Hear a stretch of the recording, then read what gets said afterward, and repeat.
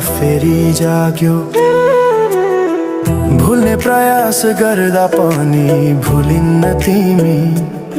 यो माया कति गहिरो रहेछ बुझ्नै सकिन।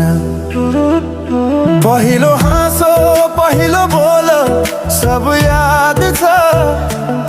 हिजोका बाछा आजको शून्यता साथ छ। जीवनको रंग नै हरायो अचानक। तिमी बिना बाँच्नु पर्यो कति कठिन।